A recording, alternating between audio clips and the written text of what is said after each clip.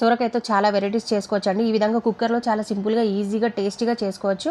ముందుగా వేయించుకున్న పల్లీలు ఒక స్పూను, వేయించుకున్న నువ్వులు ఒక స్పూను, ఒక స్పూన్ ఎండు కొబ్బరి పొడి, ఒక దాల్చిన చెక్క, ఒక ఇలాచి, 2-3 లవంగాలు, తగినంత కారపొడి, కొద్దిగా కరివేపాకు వేసుకొని ఫైన్ పౌడర్ చేసుకొని పక్కన పెట్టేసుకోవాలి.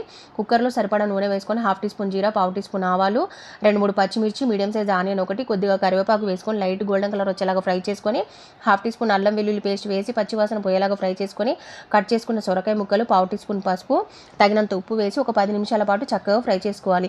10 నిమిషాల పాటు చక్కగా ఫ్రై అయిన తర్వాత మిక్సీ చేసుకున్న మసాలా పౌడర్ మొత్తం వేసుకొని 1/2 టీ స్పూన్ ధనియాల పొడి, 1/2 టీ స్పూన్ గరం మసాలా వేసి 1 నిమిషం పాటు నూనెలో చక్కగా ఫ్రై చేసుకొని గ్రేవీకి సరిపడా కొద్దిగా నీళ్ళు, ఒక టీ గ్లాస్ అంత చింతపండు పులుసు కూడా వేసి మొత్తం అంతా ఒకసారి కలిపేసి కుక్కర్ మూత పెట్టేసుకొని ఒక 3 విజిల్స్ వచ్చేలాగా ఉడికించుకోవాలి. ఈ విధంగా ఉడికించుకున్న తర్వాత చివరగా కొంచెం కొత్తిమీర వేసుకొని ఇంకొక 1 మినిట్ ఉంచితే ఎంతో టేస్టీగా ఉండే సొరకాయ కర్రీ రెడీ అండి. మీరు తప్పకుండా ట్రై చేయండి.